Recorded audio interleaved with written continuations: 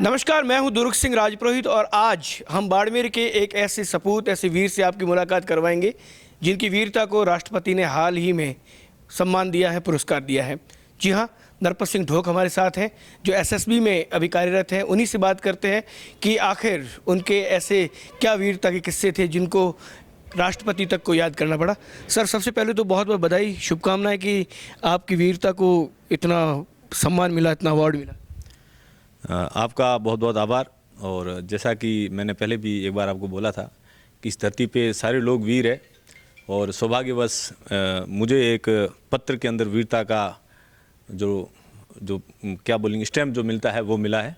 अन्यथा ये धरती हमेशा यहाँ वीरों की है और लोग यहाँ हमेशा युद्ध करते आए हैं, लड़ते आए हैं और अपनी सांस्कृतिक विरासत वगैरह को वैसे ही बनाए हुए हैं। सर, जो जानकारी है कि 2012 में आपने एसएसबी ज्वाइन किया है as a deputy assistant command, माफ़ करें, उसके बाद कौन कौन से ऐसे किस्से हैं, कौन कौन से ऐसे हम उनको वीरता गाथा कहते हैं, आपके लिए सामान्य है जो आम आदमी नहीं कर सकता? आपने कई बड़े बड़े मिशन ऑपरेशंस चलाए, कोई यादगार हमारे दर्शकों के लिए बताना चाहेंगे? फ़िलहाल मैं सिर्फ उन्हीं को ही बता सकता हूँ जिसको कि पब्लिकली गवर्नमेंट ने डिस्क्लोज़ कर दिया है, जिसके लिए मुझे अभी गैलेंट्री मिला है। ये 2018 का एक एनकाउंटर था जिसमें कि हमारी एक छोटी सी टीम और एक माओवादियों की टीम का बीच में मुठभेड़ हुई थी और उस मुठभेड़ में हमारी विजय हुई। हमने उनके दो दुर्दांत माओवादियों को न्यूट्रलाइज किया था और जिसके लिए रिपब्लिक डे 2020 में इस पुरस्कार की घोषणा की गई थी, क्योंकि इस प्रकार के जो गैलेंट्री पुरस्कार होते हैं उसमें समय लगता है घोषणा करने में, उसको कई जगह से वेरिफिकेशन वगैरह करना पड़ता है। तो मैं पर्टिकुलर आपको इस केस के विषय में आपको अच्छे से डिटेल से बता सकता हूं, क्योंकि ये इन दिनों में प्रेसिडेंट ऑफ इंडिया के जो वेबसाइट है उसके गजट नोटिफिकेशन में मेरी पूरी स्टोरी है। सर, जो जवान, जो यूथ आपकी तरह या दूसरे जो लोग हैं जो अलग अलग सेनाएं हैं, अलग अलग अर्धसैनिक बल हैं, उनमें जाना चाहते हैं, उनको क्या मैसेज देना चाहेंगे? वो अपने जो मन में जो इच्छा है उसको किस तरीके से पूर्ण करें? और आप क्या मानते हैं कि आज का यूथ जो है उसमें सेना के प्रति क्या सोच है, क्या विचार है, आप जब देखते हैं चारों तरफ अपने युवाओं को? मैं आपको एक चीज़ बता दूं कि मैं जो CAPF में हूँ, सेंट्रल आर्म पुलिस फोर्सेस, जिसके अंदर की 5 प्रकार के बल आते हैं, केंद्रीय बल आते हैं। सेना जो है वो युद्ध समय में और इस प्रकार के ऑपरेशंस करती है। हम लोग जो है वो इंटरनल सिक्योरिटी रिलेटेड जितने भी इशूज़ है, दुर्भाग्यवश राष्ट्र के सामने कुछ बड़े बड़े इशूज़ आए और जिनको कि जो देश की CAPF है उन्होंने बहुत अच्छे से हैंडल किया। तो इस CAPF में आना अपने आप में एक बहुत बड़ा चैलेंज है। मैं तो कहूँगा कि इसकी पूरी सर्विस जो है आपकी चैलेंज से भरी हुई है, जब तक कि आप कहीं कोई ऐसी पीस पोस्टिंग वगैरह आपको नहीं मिलती है। तो जिन युवाओं को एडवेंचर के साथ में और जिस प्रकार की जो मूवीज़ वगैरह देखते हैं जंगलों के अंदर, उस प्रकार के एडवेंचर टूर वगैरह, और साथ ही साथ आपको एक पेड आपको गवर्नमेंट के द्वारा जो सैलरी के साथ साथ आप वेपनरीज वगैरह, एनकाउंटर्स वगैरह कर सकते हैं, ऐसे मौके मिलते हैं। तो बहुत ही एडवेंचर जॉब है। यदि इसकी तरफ यदि युवा अट्रैक्ट होते हैं तो मैं कहूँगा कि युवाओं को इसमें आना चाहिए। अभी भी राष्ट्र के सामने ऐसी कई समस्या है जिसको कि निदान करने के लिए उनके पास में अभी भी सुनहरा मौका है। कैमरे पे आपका इंटरव्यू मैं पहली बार ले रहा हूँ, इसलिए मैं जानना जरूर चाहूँगा कि आपकी स्कूलिंग कहाँ से हुई, कहाँ से आप पढ़े और उसके बाद कॉलेज के लिए आपने कहा किस तरीके से मन में आया कि मुझे इस वर्दी को ही अपना करियर चुनना है? मेरी स्कूलिंग जो है जवाहर नवोदय विद्यालय पचपदरा से हुई, क्लास 6 से लेकर 12 तक। और वहाँ पर मेरे कई मित्र थे, जिसमें ये सारे जो मित्र आपके सामने हैं उसमें विशेष जब मैं 10th में था उस वक्त कुछ सुरेंद्र सिंह, चारण, महेंद्र सिंह, भैरू सिंह, इन्होंने मेरा नाम फौजी रख दिया था वहाँ पर, जबकि तब कोई ऐसा मैं फौजी की तरह नहीं मेरा रुझान था। और बाद में सौभाग्यवश मैं स्कूलिंग करने के बाद में मैंने ग्रेजुएशन दिल्ली विश्वविद्यालय से किया और उसके बाद जब मैं सिविल सर्विसेज की तैयारी करने लगा उन्हीं दौरान मैंने असिस्टेंट कमांडेंट संघ लोक सेवा आयोग 2010 का एग्ज़ाम क्वालिफाई किया और उसी में मैंने मेरी जो सेकंड प्रेफरेंस थी SSB मुझे वो मिली। उन दिनों में मेरा ऐसा कोई प्लान नहीं था कि मैं जाऊंगा और हम लोग ऐसे कोई नक्सलवाद इलाके में जाके लड़ेंगे, क्योंकि SSB जो है वो इंडो नेपाल और इंडो भूटान की बॉर्डर गार्डिंग फोर्स है जो कि पीसफुल इलाका माना जाता है। तो 2015 में मुझे एंटी नक्सल ऑपरेशन में डिप्यूट किया गया और उस वक्त भी मैं भी ऐसे बैकफुट और अपनी सेफ्टी पे ज़्यादा ध्यान दिए हुए था। 2015 के ही अक्टूबर माह में 10 तारीख को हमारा एक साथी था वो शहीद हो गया वहाँ पर। नक्सल मुठभेड़ में। तो उस वक्त जो मेरी कंपनी के जो जवान थे, मैं जिस कंपनी को लीड कर रहा था, वो मेरे जवान मुझे बोले कि सर ये इस प्रकार की घटनाएं होती है तो ये हमारे दिल पे बड़ी चोट लगी है और हम लोग इनको नेस्तनाबूद करेंगे। और वो साथियों का जो इस प्रकार का जो जोश था, उस दिन से हमने भी ठाना कि हम लोग इनको ज़रूर नेस्तनाबूद करेंगे। और उस वक्त एक सौभाग्यवश एक बहुत ही बढ़िया हमारे कमांडेंट आए परीक्षित बेहरा और आईजी थे श्री संजय कुमार, और उनके साथ में एक एवरेस्ट मैन थे श्री सौमित जोशी।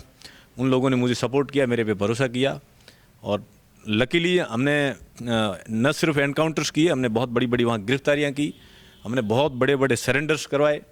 और उन सब की वजह से वहाँ पर जो माओवाद है वो आज के समय में जो पर्टिकुलर 5 डिस्ट्रिक्ट हमारे पास में थे वो एंड की तरफ है। और इवन इस चीज़ को गवर्नमेंट ऑफ इंडिया और गवर्नमेंट ऑफ झारखंड ने बहुत अच्छे से रिकॉग्नाइज़ किया है। और we are sure lucky that हम जब भी कभी भी पुलिस मुख्यालय या जो वहाँ का सचिवालय वगैरह जाते हैं तो वहाँ से इस चीज़ को वो रिकॉग्नाइज़ किए हुए हम लोगों को आदर मान सम्मान और हमारे जो हमने जो खून दिया है उसका वहाँ पर कद्र और फक्र भी होता है।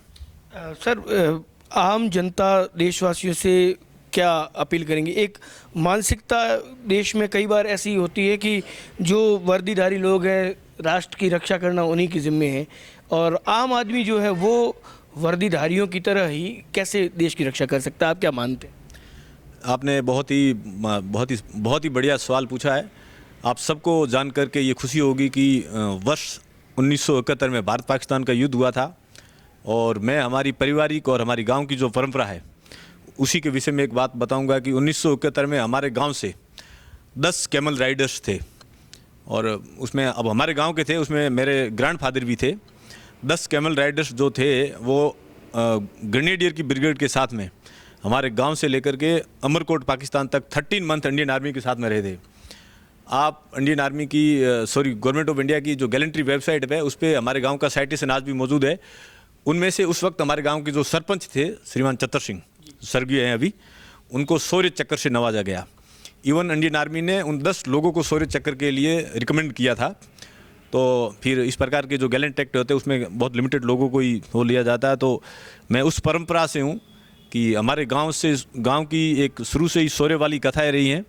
साथ ही साथ 1965 में जब इंडो पाक युद्ध हुआ था, उस वक्त जो ठाकुर हेम सिंह चौहान में जो उस वक्त के जो वो बड़े फ्रीडम फाइटर रहे हैं, उनके साथ भी हमारे गांव के जो मेरे ग्रैंडफादर के फादर थे मेरे, वो उन लोगों ने पाकिस्तान तक लड़ाइयों में पूरा एज ए सिविलियन पार्टिसिपेट किया है।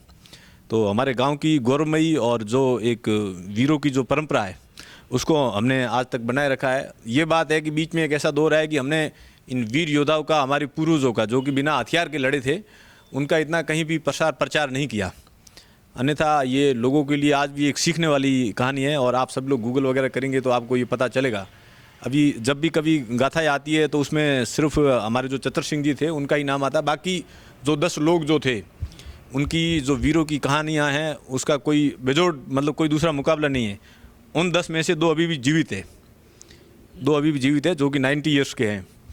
तो आप कभी जाएंगे तो उनसे भी वो कहानियाँ सुनेंगे। और सौभाग्यवश 50 वर्ष पूरे हुए हैं जो इस 71 की लड़ाई को, इस वक्त उन लोगों को जरूर टेलीकास्ट करना चाहिए। बिल्कुल, हम कोशिश करेंगे कि हम वहाँ पे जाएं और उनसे मुखातिब होने का प्रयास करें।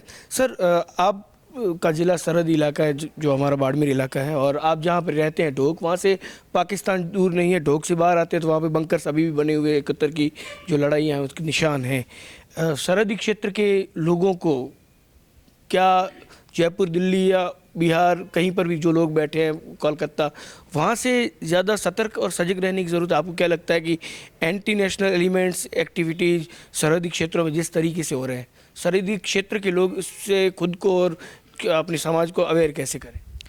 सरहद में रहने वाले सारे लोगों के अंदर राष्ट्रीयता की भावना का होना अति आवश्यक है। यदि किसी भी प्रकार से यदि भौतिक लड़ाई होती है, वैसे आज के समय में एक तकनीकी का युग आ गया है, यदि भौतिक लड़ाई होती है जैसे 71 में हुई या 65 में हुई, तब हम लोगों ने वहाँ पर हमारा गांव ही नहीं, हमारे जितने भी पड़ोस के गांव थे उन लोगों ने उसको बहुत ही बेजोड़ तरीके से लड़ाई का मुकाबला किया, इवन वो सिविलियन होते हुए भी। उससे पहले कि आप यदि पुरातन परंपराओं में जाएंगे तो ये बीच का जो बेल्ट था, यहाँ से जो अरब के और ऊपर अफगानिस्तान से जितने भी आक्रमण होते थे, हमारे वाले बेल्ट उसको झेलते थे। उसके बावजूद भी हम न उस प्रकार के जो उस समय के जो दबाव होते थे, उन सारे दबावों को झेलते हुए भी हमने अपनी विरासत को, हमने अपनी परंपरा को बनाए रखा, और हम लोग जो है उसमें बिल्कुल भी डाइवर्ट नहीं हुए। तो आज के समय में यदि किसी प्रकार का कोई भौतिक आक्रमण होता है, यदि इस प्रकार का कोई युद्ध होता है, तो सरहद के जो इलाके हैं, वहाँ के गाँवों की, वहाँ के लोगों की जो उनका जो योगदान होगा वो बिल्कुल पूरे राष्ट्र के लिए अनुकरणीय होगा। लेकिन इन दिनों में जिस प्रकार की सोशल मीडिया के समय में लोगों में जो एक अलग प्रकार की भावनाएं और लोगों में जो जानकारियाँ बढ़ी है, तो उससे ये ज़रूर कहूँगा कि सिर्फ सरहद के लोग ही नहीं, इवन जयपुर, दिल्ली और भी कई जो बड़े अंदर के शहर हैं, सब लोगों को अलर्ट रहना चाहिए। वापस आपकी स्कूलिंग की तरफ आते, जवाहर नवोदय में जब पढ़े तब मन में ये भाव था कि, क्योंकि आपके मित्र भी आपको फौजी कह के बुलाते थे, तो उस वक्त ये भाव जाग गया था कि अब जाना तो सीधे तौर पे या तो आर्मी में या फिर कोई बेल्टमैन सर्विस ही ज्वाइन करेंगे? ऐसा कोई भाव नहीं था और ना कोई ऐसी जानकारी थी, और डेस्टिनी पता नहीं कहाँ से कैसे लेके आ गई, और इस प्रकार ऐसी फोर्स में असिस्टेंट कमांडेंट भी कई आते भी हैं, और लकीली मेरे को एनकाउंटर्स में झेलने का मौका मिला और वहाँ पर विजय मिली। और उसके बाद में जो ये पुराने जो साथी थे, जब इनसे पुनः दोबारा जब भेंट हुई, तब ये लोग फिर उन चीज़ों को याद करने लगे कि यार हमने तो बहुत पहले ही बता दिया था कि आप इसमें, जबकि मेरा ऐसा कोई प्लान नहीं था। परिवार कभी ये कहता है कि ये तो बड़ा दिक्कत वाला काम है कि हर वक्त जान के ऊपर खतरे मंडराते रहे और आप ऐसी क्यों सर्विस कर रहे हैं, या आपके बच्चे कभी, या आपके बुजुर्ग जो घर पे पेरेंट्स हैं, वो कभी ये कहते हैं कि भाई नरपत सिंह हमें बहुत चिंता हो रही है आपकी? मैंने आपको थोड़ी देर पहले बताया था कि हमारे गांव की जो गौरवमयी परंपरा है, हमने 1971 के अंदर जिस प्रकार से हमारे बुज़ुर्गों ने अपना खून दिया और इंडियन आर्मी के साथ में रहे।